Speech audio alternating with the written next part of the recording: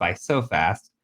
But we will cover more of where we left off last time, and then we'll do some cool stuff. I'll show you some cool tricks today. I think that'll blow your mind just a little bit. So we're going to go ahead and hop over to the screen.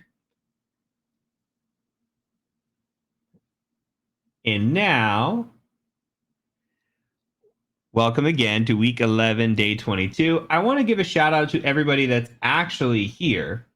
All right. I want to give a shout out to everybody that's here because there are 679 of you. If you remember week 1, day 1, we talked about how the class would dwindle over time because hacking is hard. A lot of people think hacking is sexy, and it really is. But at the same time, it's hard and people drop out. And those of you that have stuck around thus far, impressive, honestly. We had 5,000 people day 1, week 1. Okay. Now we've got, it just jumped up. We've got 1,200 viewers. That's nothing. That's nothing. So 1/5 of you are still here. That's it. Congratulations for making it this far. All right. With that in mind, I'm going to go ahead and turn on the form. I'm just going to get our attendance tracking today, and we're going to take that while I talk through some stuff. So let's get that going. I'm managing the board myself today. Zach is out, so I'm doing all this alone. Okay, so today's attendance code is Carpe Diem. Carpe Diem. You got 5 minutes to type that in, all right?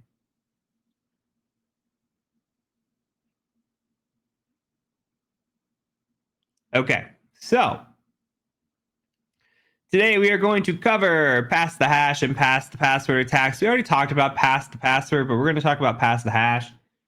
And then we're going to do story time. We're going to go through another blog post, talk about real life pen testing, and talk about strategy, and hopefully piece some things together. We'll talk about Kerberoasting today. We'll talk about token impersonation, and we'll talk about something really cool, which are URL file attacks. The rest of this, I'm going to go ahead and just leave as homework for you. So we had Print Nightmare on the schedule. We had Golden Ticket Attacks. We had Mimi Cats. Very fun stuff. But to keep up with the schedule of the course, we're going to go ahead and just make that homework so that way you guys can get that done during the downtime that we have. And then when we come back, we'll start fresh. I'm not sure where we're going to start yet. It's either going to be web app pen testing, or we're going to dive into some other stuff, maybe some of the escalation course material. So, all right. Now, few notes. One more time. No class next week. No class. You don't get free attendance, sort of. So let's talk through attendance while we're here. All right. We are at this point, it's week 11. Honestly, we are probably halfway through the course, if not more. When we first started out, we said 25 weeks. We said we weren't sure if it was going to go 20 weeks, 25 weeks, somewhere in that ballpark. There's 50 plus hours of course material, so I assumed there would be 50 hours of live streaming ish. The issue with that assumption is some of the stuff we can't show on stream, or some of it we have you do, like lab building. So that does take some of the stuff down, though live instruction does take a little bit longer. So there's kind of some give and take. I think we're already halfway through. Okay. With that in mind, what I told you guys from the beginning was that if you had 3 or less absences, or 94%, we would give you the courses.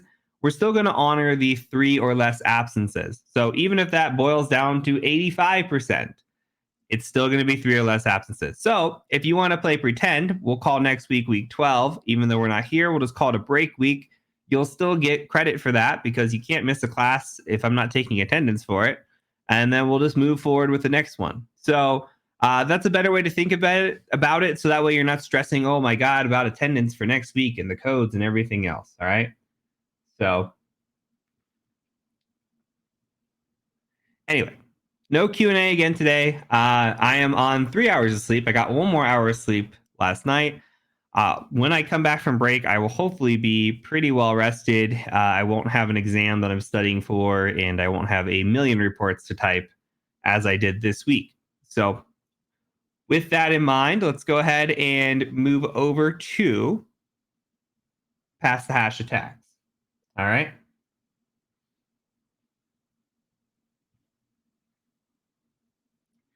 So we have hashes that we dumped, right? In this instance, you can see that we have the interpreter hash dump. We covered this last time. I don't prefer the hash dump from interpreter. I just use it for this example, but we looked at secret stump. Secret stump's a great way to show off dumping hashes. And then we can come through here and we can use a tool like CrackMap exec to actually pass that hash around. So we're going to take a look at hashes, talk through strategy today, et cetera, et cetera. So you'll see that we can pass just the hash and then we can pwn that with the hash. Pretty awesome. These only apply to local hashes. All right. So we're going to go ahead and take that into our lab environment. Make sure that your machines are all online. Even though mine are asleep, they are very much online. All right. So make sure all your machines are online, and let's make sure that we have our Kali Linux machine up as well. I'm going to switch over to this because I think this is where we left off. Okay, so I'm going to go ahead and turn off the attendance tracker. Per usual, there are more responses than there are people here. All right, so let me move this out. Okay, now, last time we used secret stump to dump hashes. Okay, we did it locally. So you could see I used the Marvel Frank Castle on the Spider-Man machine, which for me is 136, because he is a local administrator on that machine, right? Same thing with his own machine. He is a local admin on .145. If we scroll up just a bit, that is because we did a pass the password attack and we passed it around. So this is my strategy, by the way. When I get a password in an environment, I will dump hashes everywhere that there is a pwn for this, okay? If there's a million different pwns that light up like a Christmas tree, like you saw the week one or blog one example that we talked about, I will take this and I'll just write a little script where I just make this a for loop and I say for secrets dump, and then I will just put the IP as a variable, right? And then we'll just loop through the different IP addresses and sit there and dump out all of the different hashes that are in here. There can also be clear text passwords in here. It's not just hashes. Sometimes there are clear text passwords. Again, we talked about wdigest. We don't have a great example of it in the lab environment because we're not running on Windows 7.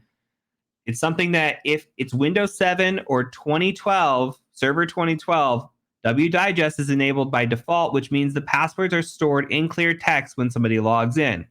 Again, that's something that we can enable on our end and then reboot the machine and then wait for somebody to log in. But in this instance, we can just dump out and hope that there's somewhere where wdigest is, or maybe some sort of auto logon that might be enabled, and then just grab passwords that way. But again, the nice thing about hashes is we can gather information about them. We can find out what hashes are being reused in the environment. We can take these hashes offline and try to crack them. That could be advantageous. We don't have to crack hashes because we can log in to a machine with just a hash. We can use a hash with psexec, for example. We do not have to figure out what this password is to log in with a local administrator on a machine. If we're pwning it in this situation, we wouldn't need to do that. But there's a possibility that this hash works somewhere else on a machine where this user is not a local admin. So hopefully that's making sense. We're trying to collect as much detail and information that we can. So we dumped out these two user machines, and that's what I would do. I would dump these out and I would pass those around the network to see. So we took those and we cleaned those up and we kind of did analysis of those hashes, and that's really what we do, all right? So here what we're talking about is we have this administrator hash, right? We don't know if the administrator is live or enabled, but we see that it has the same password hash as this, right? Another thing that we see is Peter Parker. Yes, they're different users. Peter Parker and Frank Castle, they have the same password hash too. So what that tells me is that in this environment, there is reuse going on. So I might take this hash and pass it around and see what happens. Or I might take this hash and pass it around and see what happens. And I'm not going to limit it to just this user. I'm going to say, hey, Frank Castle, where are you at? Are you on every machine? Maybe. Peter Parker, are you on every machine? Maybe. And then I'm going to try this hash here with the administrator account. Why not? If it's being reused, who's to say it's not somewhere else?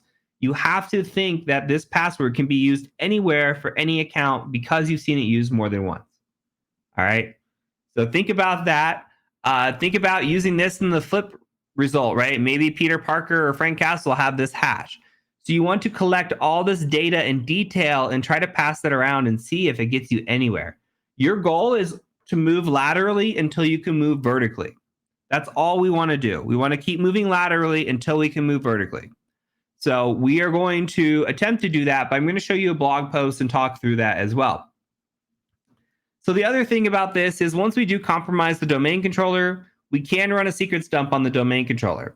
This dumps out what is called the ntds.dit, and that holds all of our nice secrets together, all of our hashes for all these accounts. So we can come in here, and again, just as a reminder, we take these, we throw these in a hashcat, and we try to crack these. That's all we do. We can pass these around, but once we've owned the domain controller, we own everything. So we have this KRB TGT account, which we'll talk about in a little bit. We'll talk about when you review the video for golden tickets. This becomes very important. Once you own this account, you own everything. Once you own the administrator, you own everything. As long as we're talking a flat single domain, which we are at this moment. So in this instance, we'll take this and we'll take all the users that are here and we'll try to crack these passwords because we want to know how weak's the password policy, how strong's the password policy, how many of these passwords can we crack. We can crack all these passwords for the most part, except this T Stark we wouldn't crack. We would crack SQL Service, P Parker, Frank Castle. These are all very weak passwords. Okay. So this would be something that we would do for our client to make sure that we can say, hey, you know, your password policy sucks or it's great. Now, with that in mind, let's take a look at a pass the hash attack. It is not going to work in our network. That's okay. We're still going to try it. We're still going to take a look at an example of what it looks like, all right?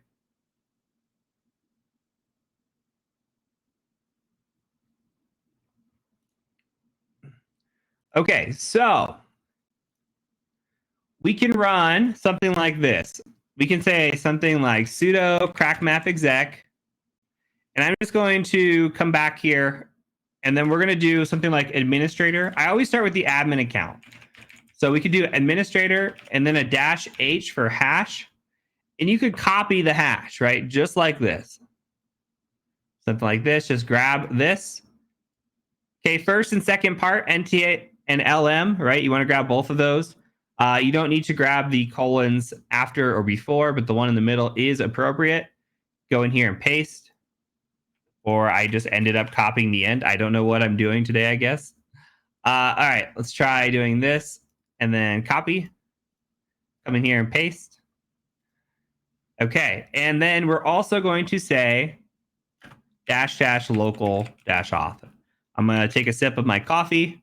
You guys asked what I was drinking today. I'm drinking coffee. I made coffee this morning for my stream, and then Mrs. TCM walked in and said, have you made coffee yet? And I was like, yeah. She's like, oh, I made you coffee. So now I have 2 coffee cups here. So more the merrier.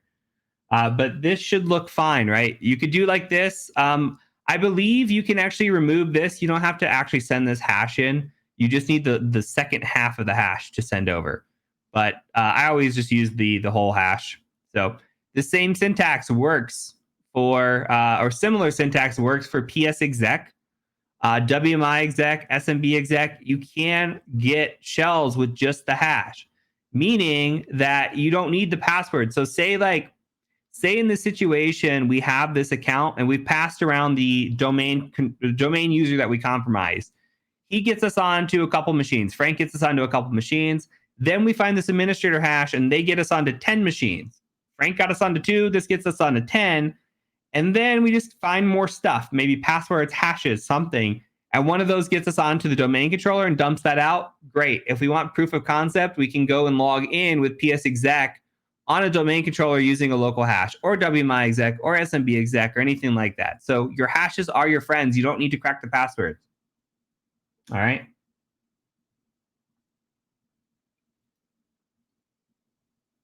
So I'm going to go ahead and run this. This is not going to work, but the concept is there. And that's all I want you to see is the concept. Now, in theory, these would work if the administrator account was not disabled. All right. So you can see, hey, Log on failure for the DC, that's fine. This account is disabled. This account is disabled. We would do the same thing. We could do an example with Frank Castle. We can just grab this hash here, and this should work, at least for one situation. Let's clear this. Just run it back here, and then we just delete all this. And then for the user, we'll put in Frank Castle, and then we can just put that in quotes. Let's do like Frank Castle, and then paste the hash in here, something like that, and run that. We'll see if it lights up or not. It actually did not light up. So we're getting a false positive here. But you can see these ones failed or this one didn't. So that could be something to look into. Sometimes you don't see it light up correctly, so you might have to go check out why that might be. All right. A failure is a failure. If you don't see it fail, it could be something of interest. So easy breezy, beautiful cover girl. We good. We good. We Gucci. All right. Let's take a look at a blog post here and walk through story time. I'm gonna take another drink of my coffee.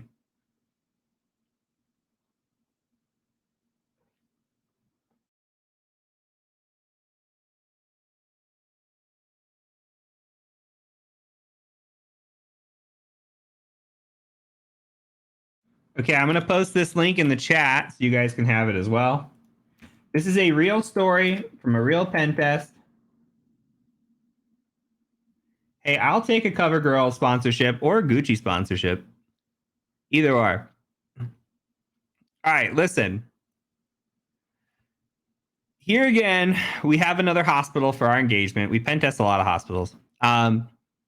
Internal pen test, large U.S. hospital, well-funded, and has invested millions in security measures. All right. We have LMNR poisoning and IPv6 disabled. They've been pen tested before. They know what's up. SMB signing is enabled. There is intrusion detection and prevention in the network. Antivirus is on all devices. Patching is current through solid patch management system. What in the world are we going to do? All the things we just learned have gone away. Sort of. There's still more. Just because the easy stuff is gone does not mean that we can't own this environment. So I'm going to show you. Okay. So the first thing that we did, remember when we talked about thinking outside the box, we talked about, hey, I want to go and look around for websites. We never know. Maybe there's a passback attack. Maybe there's credentials stored somewhere. In this instance, this organization was testing out this software with some sort of networking software, and it had default credentials for a login. You come in, and there was a local admin security setting password in here that started with the 70. All right? Make this a little bit bigger. So it had this clear text. For whatever reason, the application itself stored the password in clear text. Have no clue why that happened. Good for us, but here we go. This is one of those situations where had we not found this, there's a great chance we would not have owned this domain. All right. So what did we do? Well, again, I told you, check this password everywhere. Check this password everywhere. Well, here we did a crack map exec with the user administrator and that password on a local auth. The syntax has changed a little bit for crack map, but just know it's the same concept. Well, look, one IP address lit up. That's it, just one. But it still owned a machine. There was password reuse somewhere in that environment. Okay? Come down, what happens? We take a secret stump, we run that against them. We see we have an administrator account, secret stump, look at that hash. And then we have a admin account here. Look at that hash. It's the same. So they had their own little help desk / admin account, but they also had an administrator account. And guess what? The password was the same password. What does that mean? That means that this password is this password for this admin account. So just because the administrator is not working doesn't mean that this admin account won't work. We found a different account, same password. So guess what? We passed that around again. I don't have an image for this for whatever reason, but the password worked in a lot of places. With that in mind, we were able to dump out secrets dump on every single machine. Now, remember that we talked about W Digest. We haven't seen it. Here's an example of it. W Digest, again, stores credentials in clear text on certain operating systems, Windows 7, Server 2012. In a hospital environment, think about it.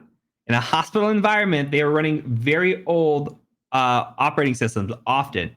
Windows 7 is pretty newish for a hospital a lot of times. All right. So what happened here?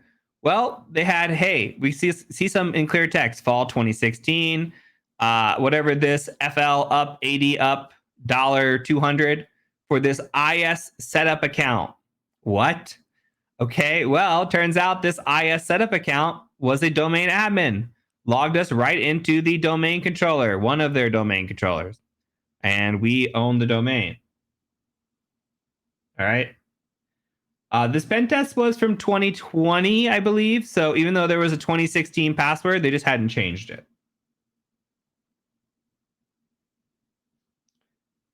So anyway, this is how you can think outside the box.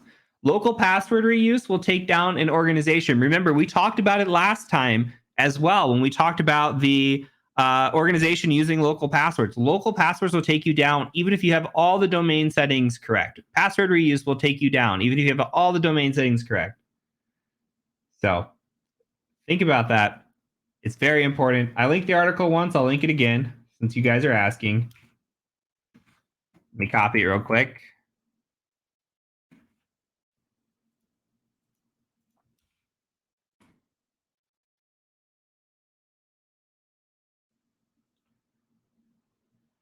Somebody saying use Laps. Laps is a correct answer as a solution here. Yes, use Laps. All right.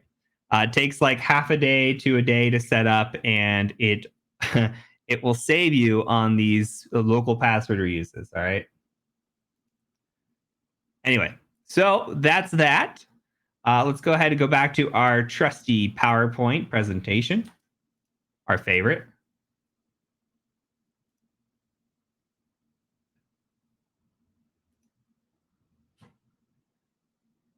Okay, so how do we prevent pass the hash, pass the password? We mentioned Laps, which is actually not on here. We limit account reuse, right? Avoid reusing the local admin password. Disable guest and admin accounts. Limit who is a local administrator, aka least privilege. Now, you can also utilize strong passwords. That's not going to help you for pass the hash at all, but it will help you for pass the password. If we can't crack a password similar to LM&R, we won't be able to to get the password to start off with in the first place. So avoid using common words. I like long sentences. Now you can use a privileged access management tool. We talked about CyberArk, but I'm going to reiterate. There are tools out there, such as CyberArk, which have a check-in, check-out policy. Basically, you go and you say, hey, I'm Bob, the admin. I'm going to go ahead and check out my domain admin credentials. And when I do that, it generates a random password for me, usually pretty strong, 15 to 30 character range. And that password is good for maybe 8 hours. I check it out. Once those 8 hours are over, that account expires. That password's no longer good anymore. So if somehow we were able to obtain it, say like W Digest, it just wouldn't work. It's gone. So it's a great mechanism. And when you check in the account, it also destroys the password. So it rotates passwords, makes it very difficult to do any pass the password attacks. All right, because they're being constantly rotated. So very expensive tooling, but privileged access management is awesome. I think it's part of the future of security. As you saw in the first blog that we covered, we can bypass CyberArk and PAM tools and PAM solutions, especially with local admin abuse. So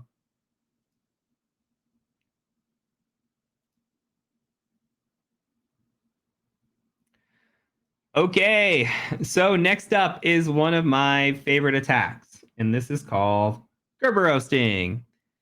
So Kerber roasting is another one of those quote unquote features of Active Directory. Now, what happens with curb roasting? What is curb roasting?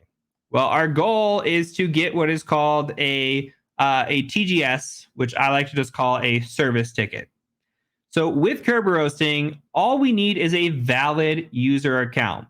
So imagine a valid domain user account, I should say. Imagine a situation like we had with the LM&R poisoning. And we capture Frank Castle's password, we get password one, and then we go to try to pass it around, and he's not an admin anywhere. We'll just play pretend. He's locked down, no admin. And what we're going to have here is, okay, well, what can we do with a valid domain credential? Well, we can do curb roasting, and you never know what you're going to find. All right. So in this situation, what we have is what is called a ticket granting ticket. So when we say, hey, I've got a valid set of credentials, I'm going to request from the domain controller a TGT, or a ticket granting ticket. Okay. If I have valid set of credentials, it's going to say, okay, I see you.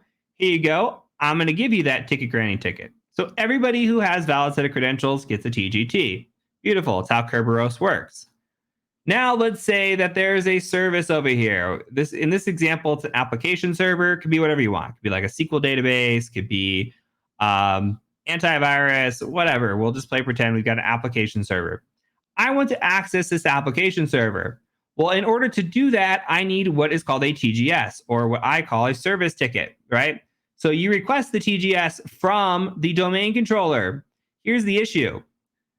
You need a valid TGT to request this TGS, okay? So as long as we have a valid TGT, which any authenticated user will, we can present this to the domain controller for a TGS. What happens here is the TGS, or the domain controller, does not validate whether the TGS whether we have access to the application server. No, the application server is going to do that. So what happens is the domain controller will send over a TGS, and it's going to send it with the server's account hash, okay, or the service's account hash. So then what we do in a real world situation is we go and we say, hey, I've got this TGS with your hash. It has this hash, so it decrypts it. It looks at it and it says, oh, okay, yeah, you belong here, or no, you don't belong here. The thing is, we don't do this step 5 and 6.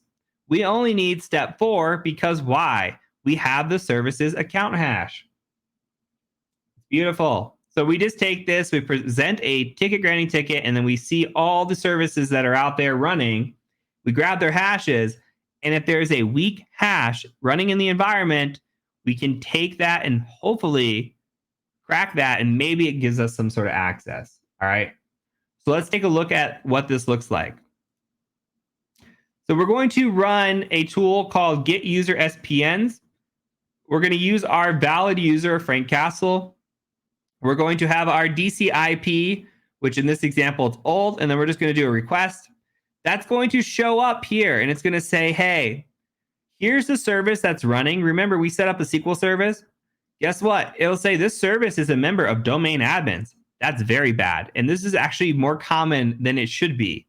Okay, this is one of those situations where domain admin and a service account do not go hand in hand. They should not go hand in hand. But a lot of domain administrators will say, this service needs access to everything. Let's just throw it in the domain admin group, call it a day.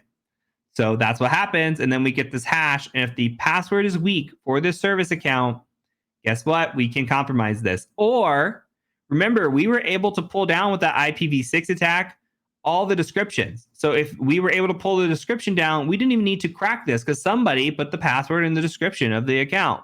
Thus, that was a domain admin, and we would actually own that in that way as well.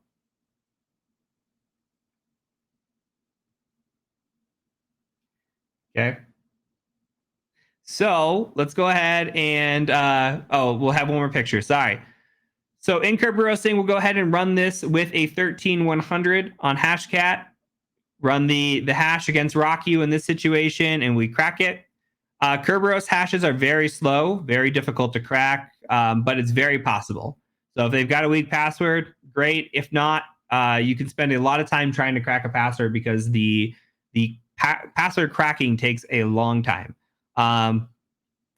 We won't talk mitigation yet. Let's go ahead and get into a live demo. All right. So we're going to follow the same situation here. We're going to do a sudo git user SPNs, just like that. Marvel.local, fcastle, password 1. I'm going to give the DC IP of my domain controller, which is 132 with a request.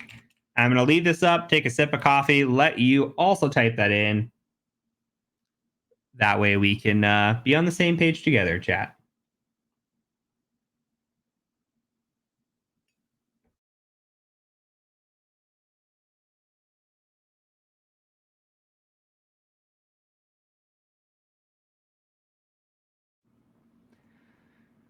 Okay, so we're going to go ahead and hit enter on this.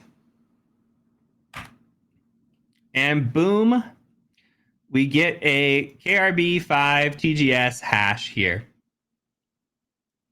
Okay, you can see we got this. It actually doesn't list it as a domain admin, but it is. It's something that you still want to check. You always want to grab these. This can be a very quick win. Is to just grab the service account and try to attack it. If you look at the sample report that we have on the TCM security website, I don't know if it'll open here. Let's go to TCM security. We have a lot of these attacks, by the way. So if you go tcm-sec.com, you scroll down, we have a sample report. This sample report is from a real pen test, and this shows a lot of the detail that we have here. I'm taking a quick detour just to show you some of what you've already seen before. And this is an internal assessment, walks through everything. I'm just going to get to the technical findings. So let's look at these technical findings really quick. Insufficient LM&R poisoning, right? Capture the hash, crack the hash. Yay.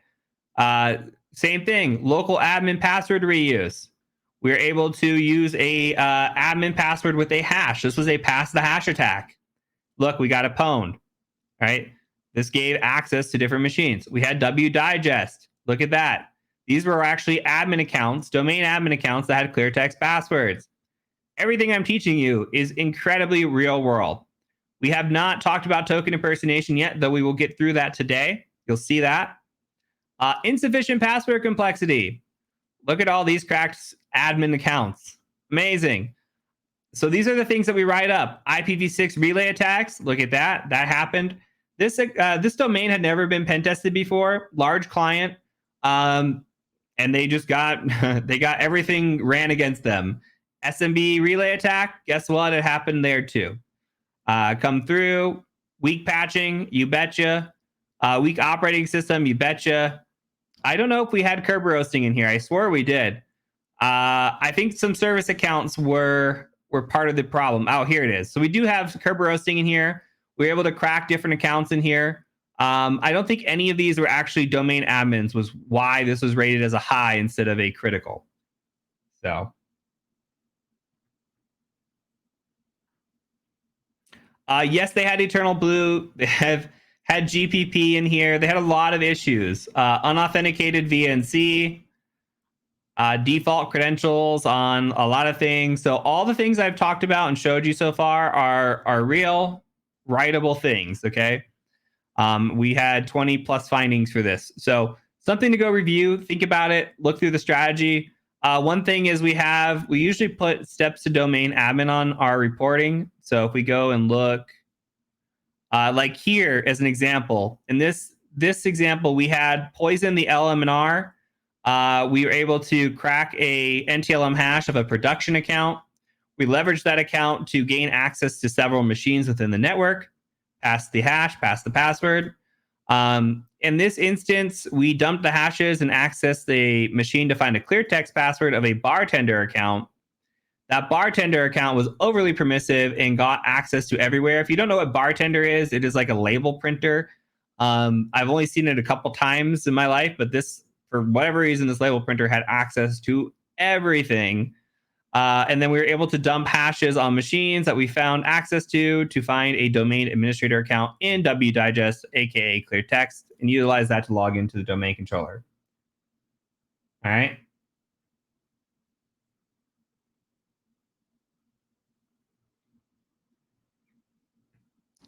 So quick detour. Hopefully that was informative.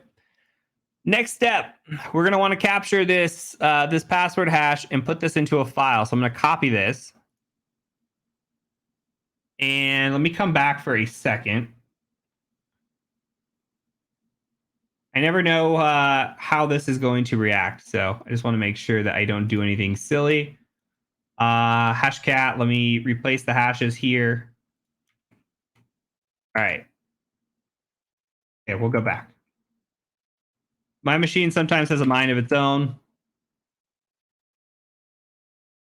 All right. So I'm going to bring this over. So I'm going to CD over to C users. I don't know what my account is. Hatom desktop hashcat. I'm going to run hashcat.exe. This is a 13100. We'll cover again how to find this. And then this is going to be hashes for me. I just put it into a file called hashes.txt, similar to last time, rocku.txt with a -o. This syntax should be familiar to you, all right?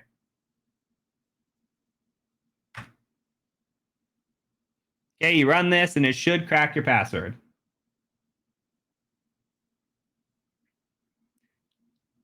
Takes a second to initialize. And while we're waiting on this, let's go ahead and take a look back over here. So remember, we can do something like hashcat help and grep. In this instance, if we have a hash of a KRB5, we can just do that like KRB5 TGS. And that didn't show anything. Let's try KRB. Still didn't show anything. Let's grep 13100 and see why that didn't. Oh, it came out as Kerberos. Okay. Kerberos 5 in this instance. On the website, if you go look at the hashes, the hash shows as a KRB5 TGS. So today I learned not always the same as what's on the website.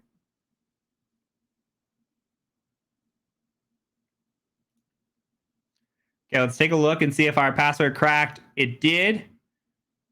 And the nice thing about this password is, think about it. It's my password 123 pound. This meets all password criteria. And this is a 14-character password. So imagine your domain has a 14-character password policy and somebody just did this. In theory, it gives you everything you want. It gives you the capital letter, lowercase letter, numbers, and a special character. Meets the password criteria, but the password still sucks.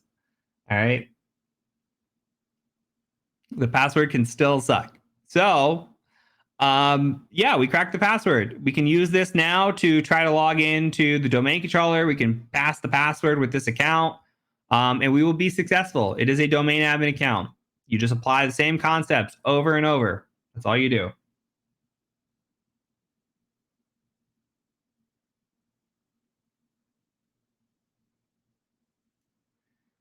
Okay, so mitigation strategies. Strong passwords, least privilege. Easy. Okay. If you have strong passwords on your service accounts, don't have to worry about it. If you have weak passwords on your service accounts and they have least privilege, don't really have to worry about it. Combination of both, really don't have to worry about it. All right.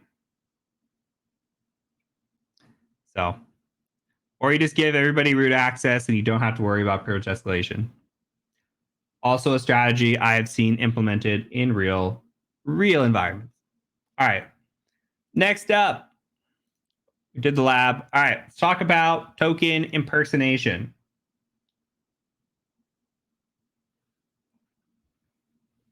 What are tokens? Tokens are temporary keys that allow you to access a system or network without having to provide credentials each time you access a file. You can think about these as cookies for your computers, similar to a website that has cookies. Same thing. Now, there are two types of tokens that we have on a machine. One is called a delegation token. This is created from logging into a machine or using remote desktop. So essentially, anytime a user logs into a machine, they leave a token behind, a delegation token. There is another token called an impersonate or impersonation token. These are non-interactive, so such as a logon script or attaching a network drive. You will occasionally see impersonation tokens. You will more often than not see delegation tokens. So what we do is we log into a computer and we check what tokens are there, meaning we checked who's logged into this computer. If it's like a Windows 10 computer and we don't have wdigest, maybe though still we might be able to get an admin who's logged into that machine. These are really good on servers like SQL servers or miscellaneous servers that aren't the domain server where domain admins can still log into. We can find delegation tokens and we'll see what we can do. Basically, we can impersonate a user. So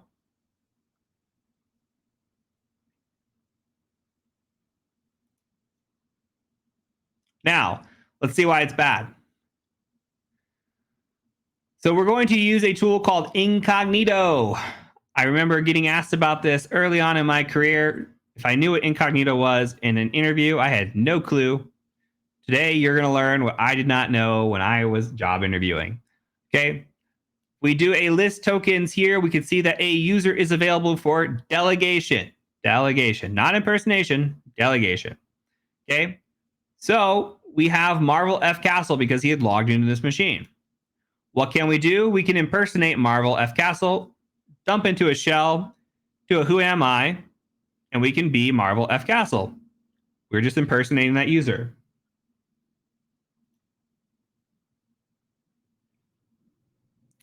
Now, we come in here and we say, invoke Mimikatz. We haven't talked about this, but basically we're trying to dump some hashes as a non-admin account via remote. This is a long shot of an attack, but it's possible. And we can see access is denied. We are not a admin. We can't run remote commands. What if we were a domain admin, though? What if the administrator token was available to us? Well, in that case, we can impersonate the token of the administrator, get into a shell, do a who am I. You can see that we're administrator. And then from a non-domain admin machine, we can impersonate a domain admin, run Mimikatz, and get a dump out the LSA, which you'll see here. We get the KRB TGT hash. We get the administrator hash. We own the domain. Easy breezy. We just impersonated an admin who logged into an account and left a token behind. All right, let's take a lab. Have a gander at this, shall we?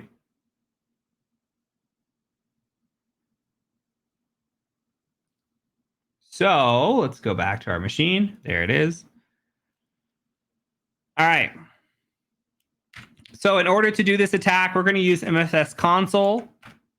Get into Metasploit.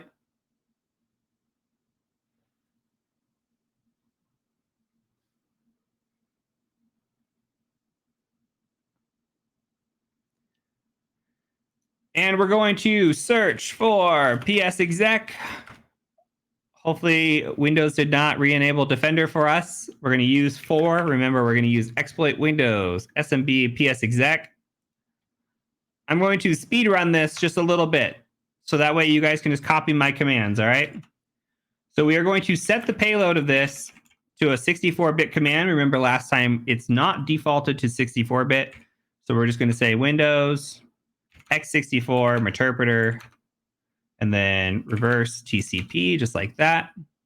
We're going to set the SMB user to fcastle, set the SMB pass to password1, set the SMB domain to marvel.local, and then we're going to set the target to 2. I believe that's everything. So we changed the payload to 64-bit. We set our user, we set our password, we set our domain, we set the target to a file upload.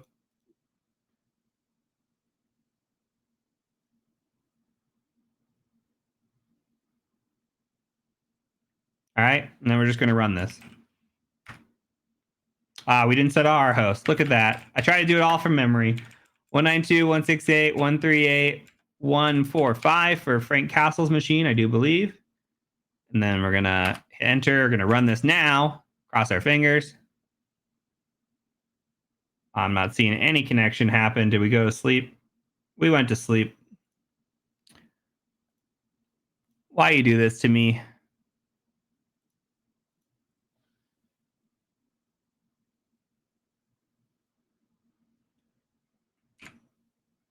Okay, we'll run it one more time. Virus status infected. Look at that. We got blocked because we're using Metasploit. Okay. For lab purposes, we're going to turn this off. Log in, get it shut off.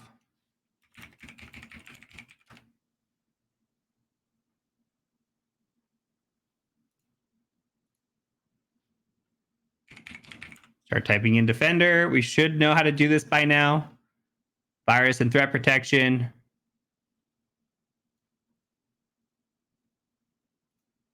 Okay, real-time protection turned itself back on. We're just going to turn that back off. And then we should be able to come in here and run that. Let's try running that one more time.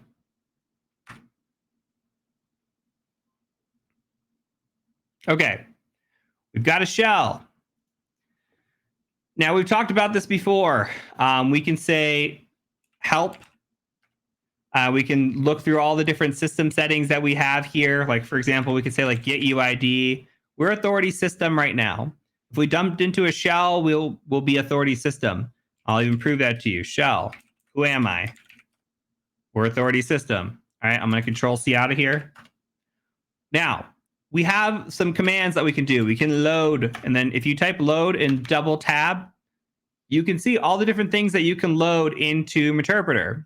Incognito is one of them. Kiwi is another one of them. You can actually load PowerShell and Python. There's some pretty decent tools in here that you can load on top of what you already have available to you. So if you load something like Incognito, you can come in here and you can then just say help. If you're not sure, if you load it and you say help, the very last thing down here will be the help commands for what you just loaded. All right.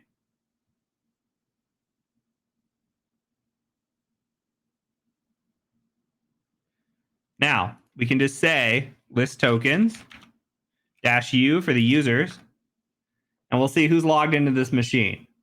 Okay, I, in my situation, in my lab, have already logged in with the administrator and Frank Castle. If you have not, you can go log in and then list your tokens again, and your administrator will be there. So for the sake of this example, I've already got this going. We can come in here, and then we could just say impersonate token, do a Marvel 2 slashes because we have to escape 1, and we'll do administrator. Just like that. Should say successful or not. Okay, we successfully impersonated. We could do a get UID, see what it does. Hey, look, we're Marvel administrator. We go into a shell. We do a who am I? Hey, look, we're Marvel administrator. We are now a domain admin running commands in a command line.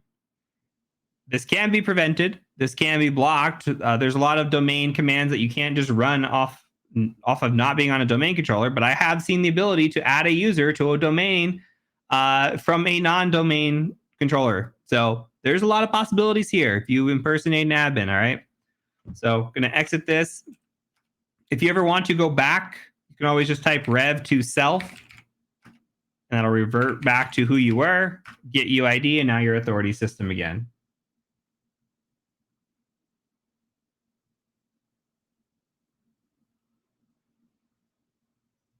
All right. So a lot of things we can do here. Kiwi is very similar to Mimikatz. It's like the new Mimikatz. Just type load Kiwi if you want.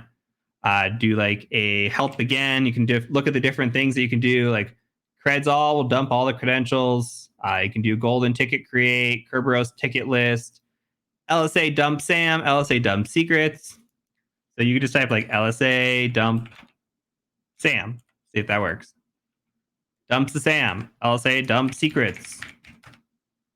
Okay, you can dump secrets in here. Like there's a machine password in here of some sort. So you can dump different things. Do like creds all. I'm going fast. I'm just showing you that there are things built into Metasploit that make it very robust. All right. There's a lot of options here. So this is a decent overview. I'm going to cover one more thing, and then we should be done for the day and done for a week, which is going to be nice. All right.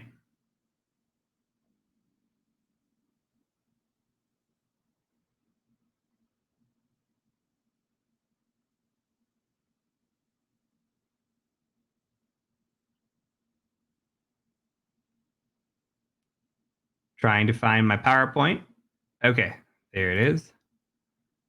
I don't actually think I have anything written up for this. Let me see if I do or not. I don't. Okay, perfect.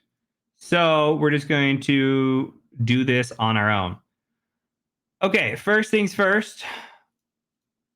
Let's come into the domain controller and make sure our settings are set correctly. So log in as the domain admin. All right. Log in as the domain admin.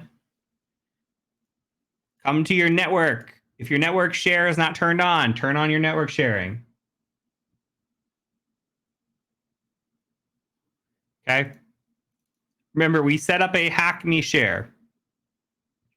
Go ahead and just right click that and go to properties. And then come to sharing. If you do not know how to share a folder, you are probably weak in your IT settings and your skill sets, right? This is very much help desk level stuff. Come in here and you can do share. And you need to add everyone with read-write privilege. All right. Imagine this is a share folder for all domain users, as an example. So make sure you add everyone from your drop-down list, read-write. Okay, then you share it. That's all you do. What you should be able to see is when you log in, I'm logged in with who? Frank Castle. Okay. When you log in with Frank Castle and you go to the Hydra DC on your network and you go to Hack Me, you should be able to access that share. Now you have nothing in here, right? That's okay. I created a file here. You can ignore this test file. I'm going to show you how we create it. We're going to do it together. We'll talk about what we're doing. Okay, so let's go ahead and open up a notepad. Make sure you're on Frank Castle, not the administrator.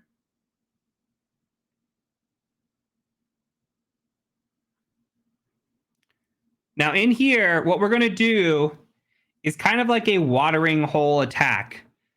Imagine that we have access to a file share, or imagine, well, either through an open file share, which I have definitely seen before, or that we have access to like some user share that everybody can access. Okay? We can create a file that goes into a share that automatically passes a hash back to us in Responder. All we have to do is sit there and wait. It's amazing. This is going to be awesome. You're going to love this. All right. This is a play on what was called an SCF file attack. SCF. I don't see SCF file attacks work as much anymore, but this works really well still. Okay. So what we're going to type in here is internet shortcut, just like this, internet shortcut. We can put a URL equal to blah. If you wanted to make this more realistic, you could set this to like Google or some website. I don't really care. Working directory is equal to blah. This doesn't really matter. What matters is the icon file. All right, we set this to our attacker machine, 192.168.138.140. I'm going to cover all this in detail, why we're doing what we're doing, by the way. Username. That gives you time to copy this, and then I can explain what it is we're doing and why we're doing it. All right. So what we are doing is we are creating a file. This file is an icon file. It's pointing to us, right? This is going to say, well, it's a URL file. We're creating an internet shortcut, but we're pointing the icon file to us at our attacker IP address. What happens is, if the user can load this screen, when they load this up like this and they see this file try to load, this will automatically attempt to get that icon file from our machine, which will send over a NTLM v2 hash. It's a great way to capture some hashes. You just dump this file onto a share and you wait. So watering hole attack, right?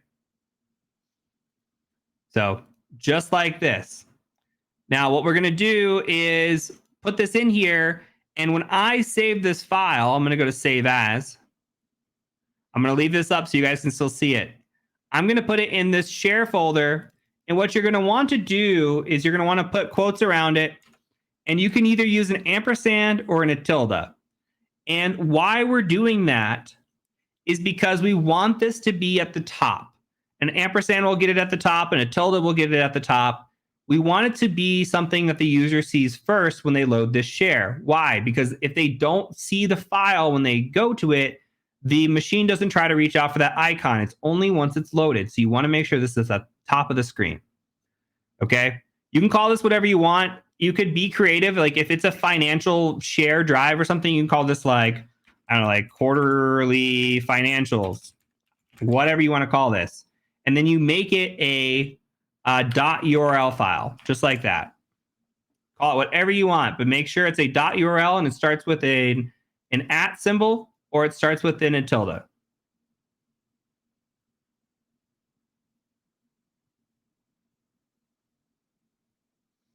Just like this, all right? Okay, I'm going to go ahead and fire this off. We're going to see how this works. We're going to play pretend user. I'm going to go ahead and close this. Now on our end, we're going to set up responder. Now make sure that your responder settings are correct. So if you go to Etsy, responder.conf, remember we had set these to off. Interesting. Oh, I didn't I didn't put anything in here. I am tired. Mouse pad. All right. Come in here. Remember, we had SMB set to off. It should be flipped back to on. We had HTTP flipped to off. It should be set to on. Same concept. So default settings for responder should be good to go.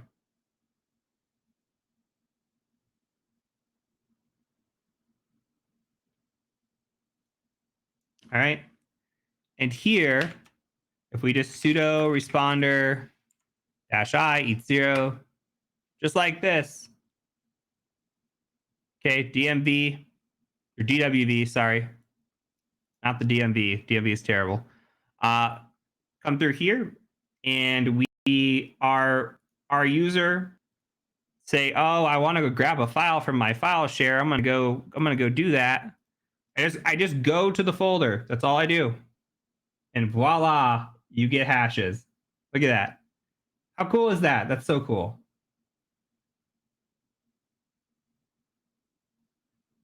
Simple watering hole attack to get some hashes out. All right. Easy, easy. Okay. That's it. That's lesson for today. We are done with Active Directory. You are correct. The user does not need to interact with the file. They do not need to interact. They just need to access it. That's why we have that ampersand at the top. It needs to load. That's all it needs. So the question is, why is that happening? It's attempting to grab that URL. Okay. If we come in here, we try to open this. It's attempting to grab that URL. Maybe we have an open with? No? Okay. Well, two ways to skin a cat, I guess. Let's do this.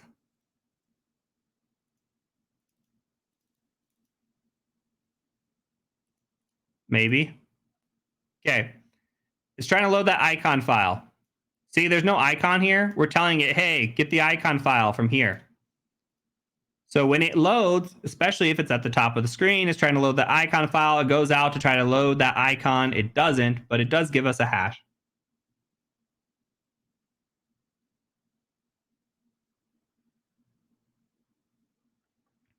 Somebody asked about why, again, the ampersand.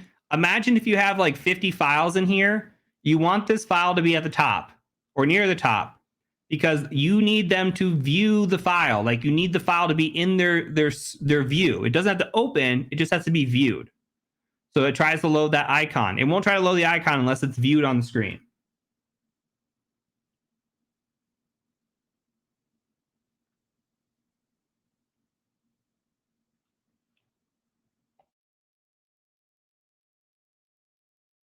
All right.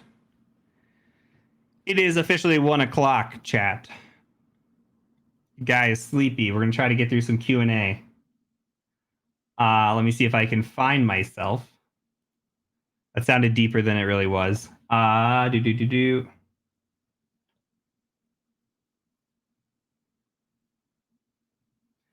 All right, welcome to the furry cyber mentor, and I don't mean that in the way that you might interpret it. I just mean that look at this hoodie; it's crazy. Don't have 5 animals, and maybe you can have a clean hoodie.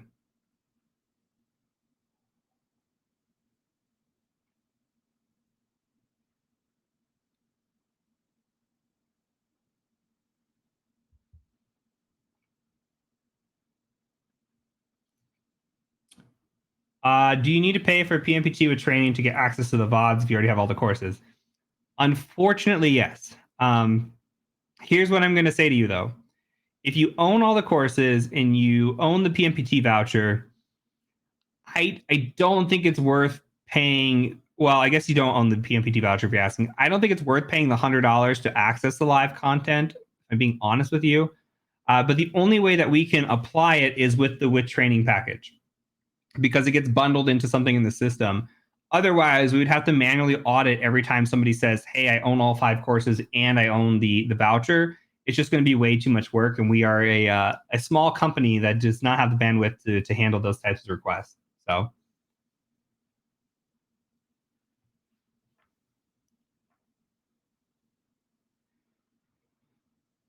you got it. The purpose of this file is to create network activity for responder, except we're directly pointing at our machine. But yes, we're listening with responder and trying to capture as many hashes as we can. It's a great way to capture hashes. And you can also relay hashes from that attack, by the way. You don't have to just capture and try to crack offline. You can relay hashes there.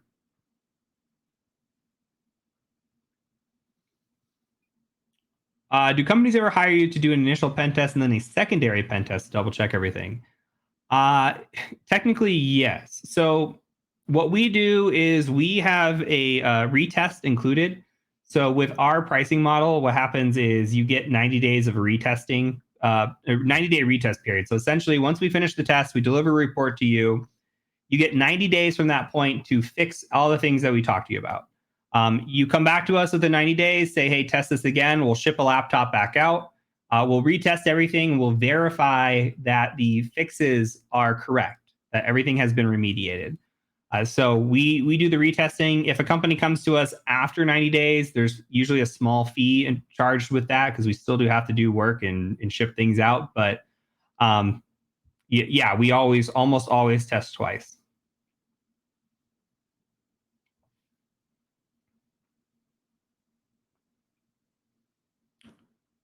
We do provide group training. So if you're interested, just in info at tcm-sec.com. Depending on what kind of training you want, just kind of be descriptive with that. Like if you're interested in some sort of specific training, we did a training for a government entity and they wanted specific training. They sent over a curriculum and we were able to design that for them. So we just need to know class size, what kind of training you're looking for, et cetera. And then we can send over a quote based on that.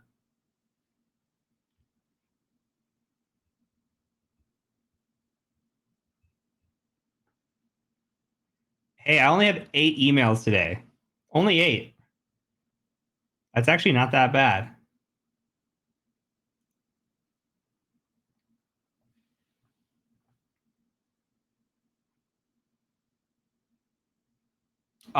We will not need the AD VMs for future lessons outside of what I'm going to share with you this week. So there will be couple more Active Directory like tasks that we have to do still.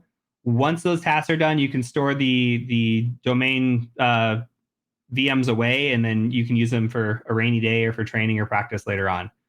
By the way, everybody, like if you want a good resume building thing, take the Active Directory stuff we did today, put it on your resume under projects, and make 3 to 4 to 5 bullet points, especially if you don't have a lot of experience. Make 3 to 5 bullet points and say, hey, I built an Active Directory domain. We did LMR poisoning, and you can put like LMR poisoning with responder, and like you know how to talk about it, you know how to patch it. You did SMB relay attacks. You can talk about NTLM relay X. You did IPv6 attacks. Having that on your resume will look very good because a lot of employers are looking for Active Directory skills for interviewing. So, food for thought. A good way to get an interview is to have that on your resume. What do you do when an interviewer asks you something you don't know or you're not familiar with? Great question. You be honest. You say, I don't know. The worst thing that you can do with us is try to BS us with a incorrect answer, and we know you're BSing us. So we'd rather you just say, I don't know. And something that we do as interviewers, and I've had done to me before, is if you get brought back for a second interview, we might ask you questions about what you missed before because we want to see if you went back and studied what you didn't know, and that way you are wanting to improve. So if you come back in a second interview, we ask you the question again, and you still don't know the answer, that looks very bad on you, in my opinion.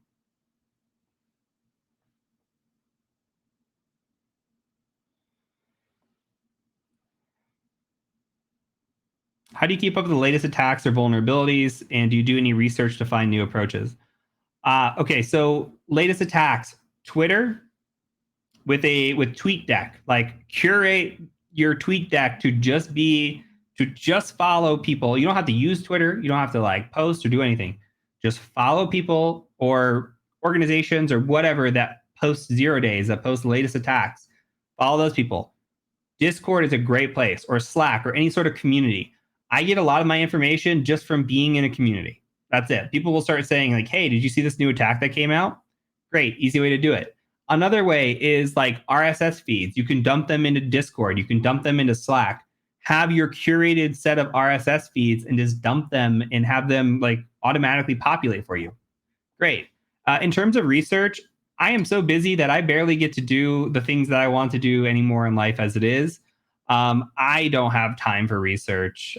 Some of our guys do research, like Joe Helly does a lot of vulnerability research in downtime, and he gets a lot of CVEs every year. I feel like me, I'm way too busy for that. I wish I could.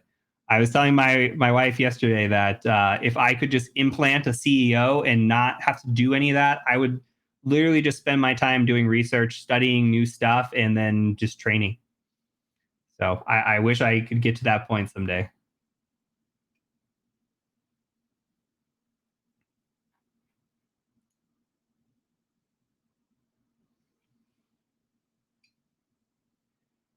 In terms of methodology, 80 hacking is mostly post exploitation as we first need some domain details.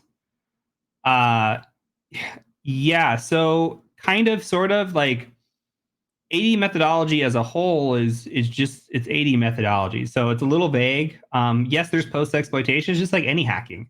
You need to do your information gathering, your enumeration, discover what it is that's going on in your domain, take it from there, and then leverage that to attack. Once you find an attack that works, leverage that to move laterally until you can move vertically.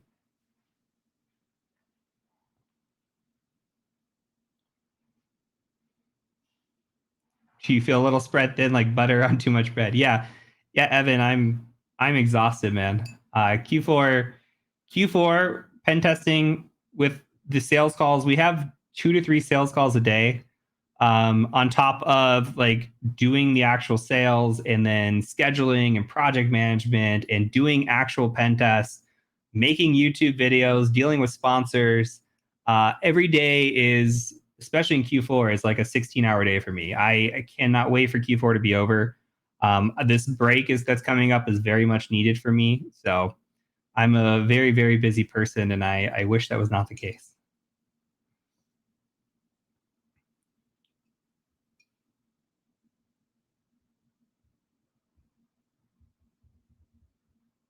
How do you and other popular cyber folks handle a big social media presence, protect yourselves? Uh, so it's something that you have to deal with delicately, right? It's interesting because in this field, as somebody who is popular, you are teaching people eventually like how to find you. Like I think it's like having 100,000 followers in cybersecurity is worse than having a million subscribers with like a beauty tutorial, in my opinion. Yes, there's more people, but the people that you're teaching for cybersecurity now know like the tips and the techniques, and they know OSINT more than like the average makeup viewer would know. So it's one of those things where like at the end of the day, I used to worry a lot about protecting, my identity and all those things, and I do take some steps to like take my information offline. Could you find me if you wanted to? Yeah. I saw somebody maybe 4 or 5 months ago posted John Strand's address online, and his response was like, "Great job, you found me. This is public information. Pat yourself on the back." Like, it's really it's that like a lot of people will. I've had my address posted online before. People try to scare you, try to intimidate you, but most people are just keyboard warrior bully types. Um, at the end of the day, like you just have to be cognizant. You have to be a decent person, not start a lot of shit with people. The people that stir up shit, I think, are way more danger than I am. There's a lot of famous people in cybersecurity that all they do is stir up shit. So I would be more worried about them than me. And I just try to do my own thing. I try to stay off social media outside of just posting what's relevant information nowadays, and I try to focus elsewhere.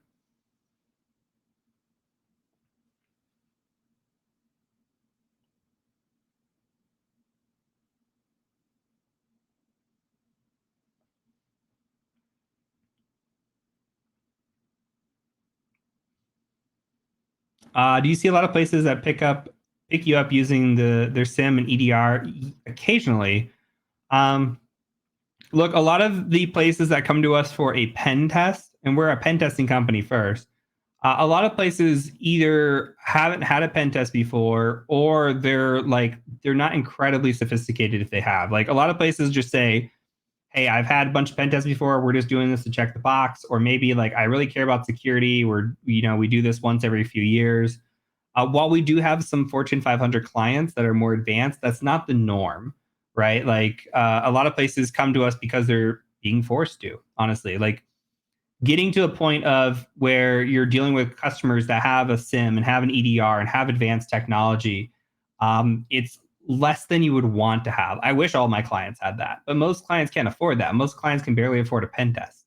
So you're talking like big companies with big budgets that have to have this stuff, and it's not the norm as much as we wish it was.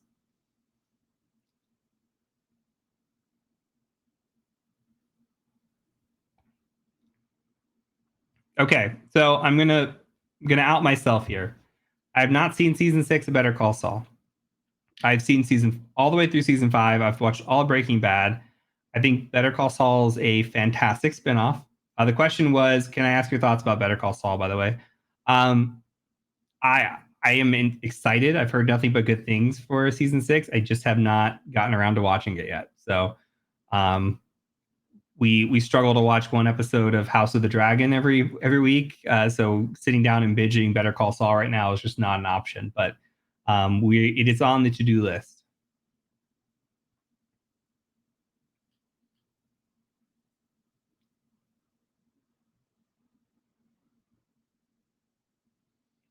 How many pen tests do you do on an org not ready for a pen test would benefit more from a purple team engagement? Um, I think you might have it backwards. Like purple team is more for advanced organizations, in my opinion.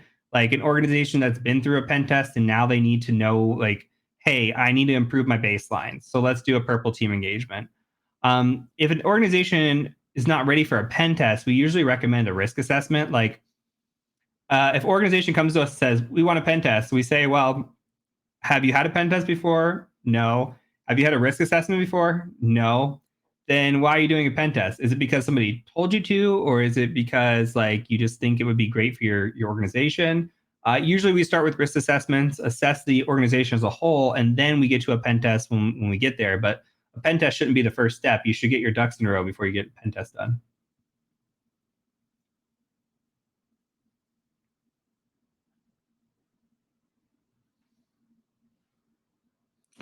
How much project management is involved in a pen test? You follow a schedule? Yes. We have a project management board where we track all of the people and what projects are going on, etc. We have a project management calendar. We have meetings every week. We have specific channels for each project. There's a lot of project management that goes on. A lot. It's time consuming, and then especially in Q4 when you have to schedule out. You have to deal with all the moving parts, who's going to work or what skill set works best for what project, and then timing of everything, and not over promising and not overbooking or double booking or doing anything crazy. So,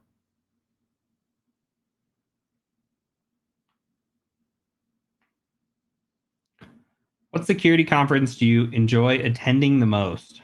Um, Preferably, I like smaller conferences. I like B-sides, or local conferences. To me, the bigger conferences, like I've been to DEF CON a couple times. It was okay. It's more of a networking conference. I've been to ShmooCon. It was okay. I've been to Wild West before. I liked Wild West. I liked Wild West more for the environment than I did for the conference itself. I thought the conference was just okay, but like again, it's networking. I've mentioned this before, but I have what I call a social bucket, and my social bucket fills up pretty quick. So the more people that are around me, the more my bucket fills up, and the more my social anxiety. Just like I can deal with groups at a time, but it gets to a point where if it's like a lot of people bombarding me, then I get overwhelmed, and then I need to go take a break. So um, and that's true for any situation, not just strangers. Like I can only handle so many people at one time. So places like DEF CON, large hacking conferences where there's a lot of people, a lot of interaction. I don't enjoy those as much as I like a small conference where you just like you talk to a few people here and there. And so I prefer the smaller conferences. I think they're cool. The CTFs are a little bit better in my opinion. And just, it's an overall good experience.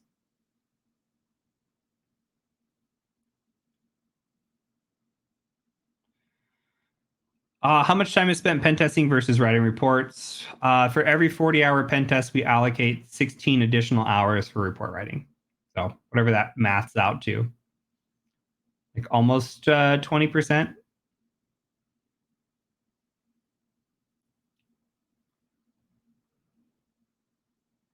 How did I end up choosing pen testing? That's a great question. There are so many subfields in cybersecurity. How do you recommend choosing one? You have to find what you're passionate about. Um, I immediately knew that I was passionate about cybersecurity. Well, I knew I was passionate about cybersecurity. I immediately knew I was passionate about hacking. So if you haven't heard the story before, I was working at help desk. My coworker and friend, he said, "Did you know that there's a certified ethical hacker?" And I said, "What? You could be certified as an ethical hacker? You can actually hack things, and you don't like if you don't. You're not a criminal." I didn't know you can get paid to hack. That was the coolest thing for me. So I swear that night I went and I just researched and I put a roadmap out. Like I didn't even have my A+ at that point. And I just said, what are the things that I need to do to get to this point? And I just studied my ass off. And there was never a dull moment where like I felt like I was working towards something that I didn't like. Having been an accountant, having been someone that when I dreaded waking up in the morning because I had to go into work. I dreaded going to work because every minute at work felt like an hour. It was one of those things that when I was studying for ethical hacking, like every every hour felt like a minute. In when I started doing work, it never changed. When I do it now, it doesn't change. Like it's something that I'm so passionate about and I love so much, and like I think that's why like it shines through in the teaching as well.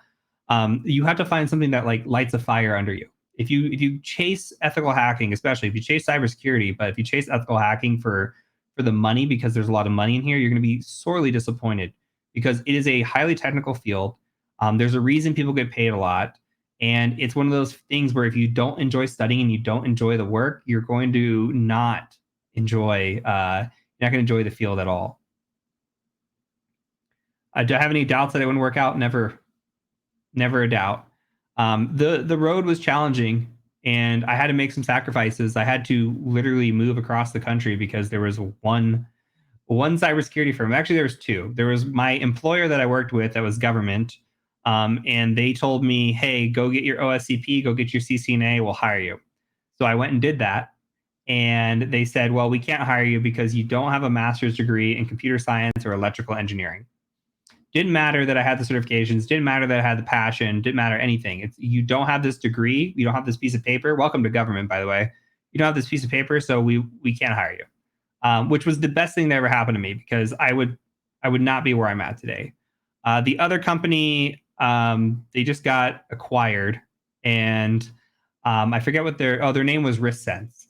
And this is kind of funny because I applied there. A lot of the people where I used to work went to Risk Sense, and they never called me, never said anything back. They actually, the only claim to fame that I know about them is that they wrote the Metasploit module for Eternal Blue. Outside of that, they are notoriously known as a vulnerability scanning company more than a true pen testing company. And recently, because I'm back in New Mexico, there was a bid going on for a public school system here. And somebody synced up with me and wanted me to be on the call. And the owner of the Risk Sense company uh, specifically pointed out that he did not want me on that call. And I thought that was really funny because how the tides have turned, where they didn't want to talk to me because of my resume or background, wouldn't even interview me, and now they don't even want me in the same call with them because they're intimidated by me as a company. So it's one of those things where you just start to see things turn around. And like I made a post on LinkedIn not that long ago about how it's funny when you start winning bids against organizations that wouldn't even consider you for a job. And it's just such a good feeling. It's a little bit petty, but it's such a good feeling to just win bids and win contracts away from these organizations that never called you back. So life is good. I've still got some revenge boxes to check, but slowly but surely we're working through them.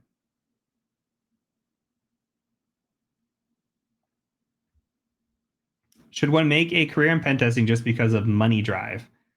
Uh, I don't think so. I think you're going to be highly disappointed.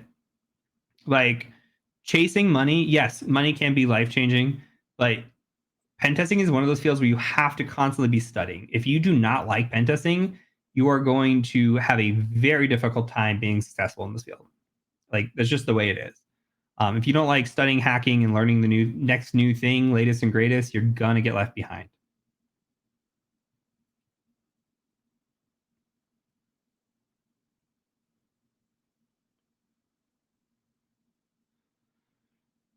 Question about the 15-minute exam briefing. Can you still fail if you can't explain your solutions correctly? We have never had anybody fail the debrief. One person came very close. Very close because I was almost certain that they had no idea what they were talking about and that they possibly cheated the exam. Um, Outside of that, uh, we've had nobody ever come close. Language barrier doesn't matter. Um, we're working on getting bilingual people to help with the debriefs and offer more options in the debrief setting. But we've never had anybody fail that. It's just so that you can get comfortable presenting in front of an audience and experience that before you get into the field.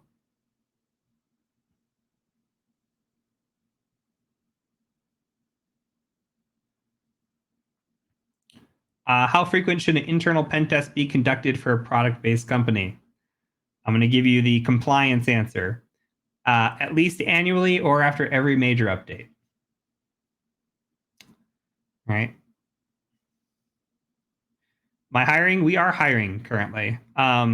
We are at the moment hiring for a content creator, somebody to help us create courses, and we've got actually a lot of good resumes in, to the point where we've gotten so many good ones. I'm considering hiring two content creators. It's just right now that's where the focus is. We just hired another pen tester. We just hired an executive assistant. We just hired a salesperson. So we are in hiring spree in Q4, and we'll see how it goes. But I'm sure we'll be hiring again. What will be the next class? That's a great question. I don't know. If I'm being honest with you, I really don't know. It's either going to be web app or it's going to be privilege escalation. So I'm indifferent on the privilege escalation side of things, whether I need to teach it for this class or not. I think it would be fun to teach. I don't know how incredibly relevant it's going to be because we don't use a lot of this in the real world. The web app stuff, I mean, yeah, you'll use that. It's way more relevant. So we've got web app to go through. We've got privilege escalation to go through. wireless, we're not going to cover. I'm just going to upload the videos. It's really hard to do wireless live. So,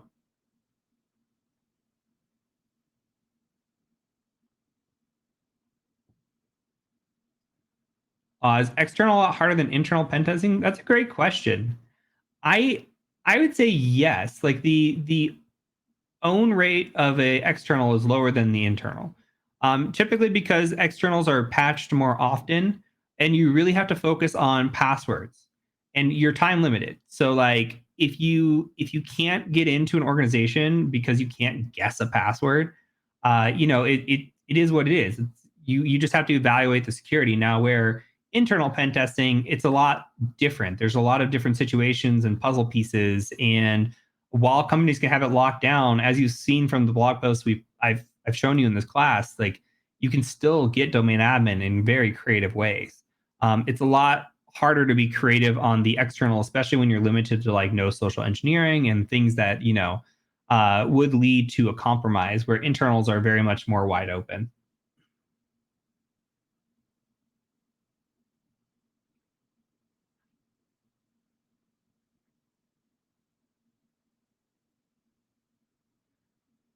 Hey, we'd love to see John Hammond on the team too. He knows our offer always stands. So I've told the team that I'll take out a business loan to hire John Hammond if he ever wanted to come over. But um, sadly, he has never applied. He's very dedicated. And if I had a hunch, he's got probably pretty good stock options with where he's at now.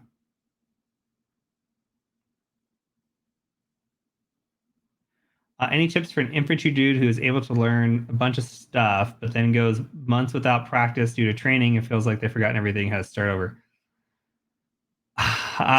Yeah, it's hard, man. If you're not actively practicing, then you are gonna forget it.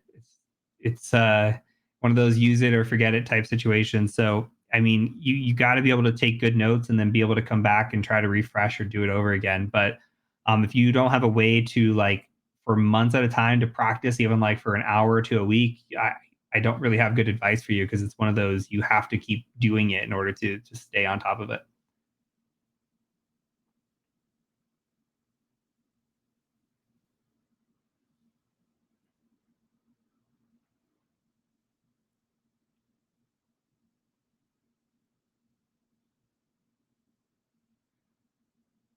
Looks like we're probably out of questions. It's 128, so I think we're stopping here. Yep, I just got the notification where we're stopping. So, um, thank you guys so much, and we'll be back. You guys said you want to raid Token Viper. We can raid Token Viper. I'm gonna go get some sleep. Let's raid Sasha Gray. Ask me 10 years ago, and maybe there was a different type of rating I would do to Sasha Gray. All right, we're gonna go ahead and raid Token Viper. I'll see you guys in a little over a week, and we'll be back. So thank you so much. I'll post materials this weekend and get you guys going for what's next. But for now, that's it. Peace out.